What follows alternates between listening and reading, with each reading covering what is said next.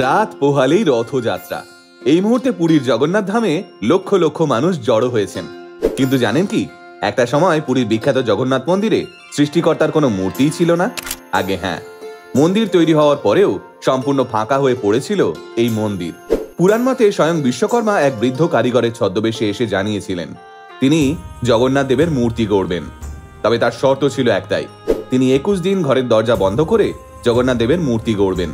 তিনি যতক্ষণ না দরজা খুলে বাইরে আসছেন ততক্ষণ যেন কেউ তার ঘরে না প্রবেশ করে।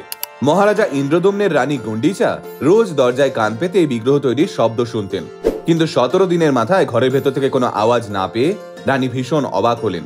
রানী সেই কৌতূহল চাপতে না পেরে সঙ্গে সঙ্গে রাজা ইন্দ্রদম্নের কানে গিয়ে কথাটা তুললেন। ব্যাস, মহারাজের কানে এই খবর পৌঁছতেই সঙ্গে সঙ্গে রাজা ইন্দ্রদম্ন এসে কক্ষের দরজা খুলে ফেললেন। দেখলেন ভিতরে অসম্পূর্ণ মূর্তি, আর সেই বৃদ্ধ কারিগরও উধাও। জগন্নাথ, গোটা জগতের নাথ যিনি, তিনি ঠিক কিভাবে প্রতিষ্ঠিত হলেন পুরীর মন্দিরে? আসুন আজকের ভিডিওতে আমরা শুনে নিই পুরীতে জগন্নাথ দেবের প্রতিষ্ঠিত হওয়ার অজানা ইতিহাসটা। আমাদের ভারতবর্ষ উৎসব প্রধান দেশ, আর আমাদের 12 মাসে 13 পার্বণের মধ্যে রথযাত্রা অন্যতম একটি গুরুত্বপূর্ণ পার্বণ। রথ মানেই পুরী, পুরী হলো বাঙালির সেকেন্ড হোম। জয় জগন্নাথ নাম নিয়ে প্রতি বছর শয়ে শয়ে মানুষ দূর দূরান্ত থেকে জগন্নাথ দর্শনের জন্য ছুটে আসেন, বিশেষত রথের সময়।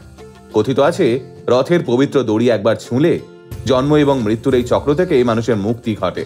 পুরাণ মতে কুরুক্ষেত্রের যুদ্ধের পর একদিন শ্রীকৃষ্ণ একটি গাছের নিচে বসে বিশ্রাম নিচ্ছিলেন। সেই সময় জরা নামের এক শবর শিকার করতে বেরিয়েছিলেন। জরা দূর থেকে শ্রীকৃষ্ণের রাঙা চরণকে হরিণ ভেবে ভুল করে তীর মারেন, কিন্তু তীর মারার পর জরা খেয়াল করেন এই যে স্বয়ং শ্রীকৃষ্ণ।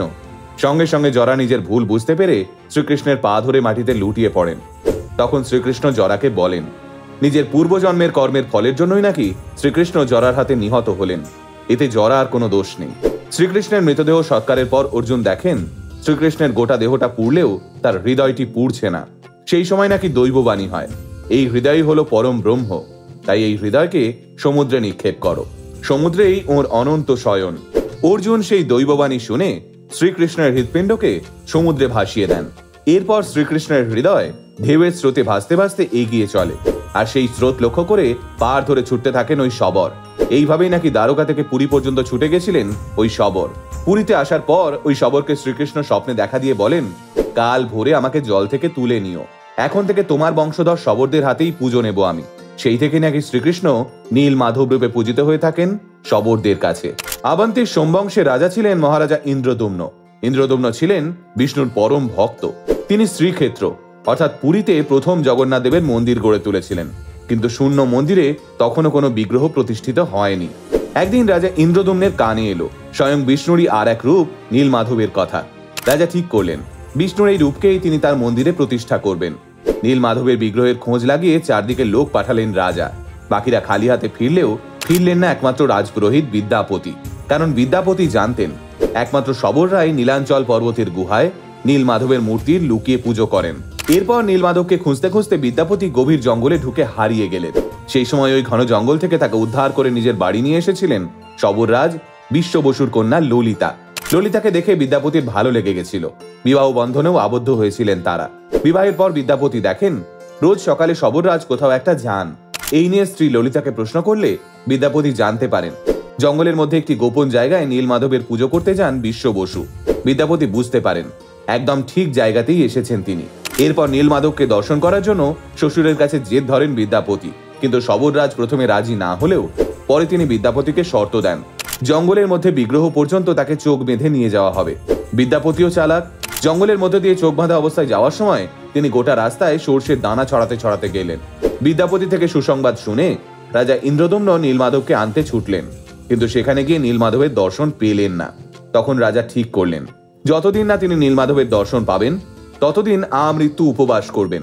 এরপরেই একদিন রাজা তার স্বপ্নে মহাপ্রভু জগন্নাথকে দেখতে পান এবং দৈববাণী হয় সমুদ্রের জলে ভেসে আসবে নিম কাঠ, সেই থেকেই বানাতে হবে বিগ্রহ। বিষ্ণুর দারু ব্রহ্মরূপেই পূজিত হবেন জগন্নাথ। পুরাণ মতে সত্যি সত্যি নাকি সমুদ্রের স্রোতে ভেসে এসেছিল নিম কাঠ। সেই কাঠের একদিক ধরলেন শবররাজ, আর একদিক বিদ্যাপতি। এরপর মহারাজ ইন্দ্রদম্ন তার কারিগরদের নির্দেশ দেন মূর্তি গড়তে, কিন্তু পাথরের মতো শক্ত কাঠ নাকি কোনো কারিগরই ভাঙতে পারেনি। সেই সময় জগন্নাথের কলেবর তৈরি করতে বৃদ্ধের বেশে হাজির হয়েছিলেন স্বয়ং বিশ্বকর্মা। 21 দিন সম্পূর্ণ হওয়ার আগেই দরজা খুলে ফেলা হয়েছিল বলে মূর্তিগুলি আজও অসম্পূর্ণ। পা প্রকট নয়, আঙুল দেখা যায় না, কিন্তু রাজা স্বপ্নাদেশ পেলেন এই সবটাই নাকি পূর্ব নির্ধারিত। তাই এভাবেই পুজো শুরু হলো জগন্নাথ দেব, বলরাম দেব আর দেবী সুভদ্রার। তাহলে কেমন লাগলো প্রভু জগন্নাথ দেবের এই স্থাপনার কাহিনী শুনে? আমাদের কমেন্ট করে জানাতে ভুলবেন না কিন্তু। আলটিমেট পরিবারের পক্ষ থেকে সকলকে রথযাত্রার শুভেচ্ছা রইল।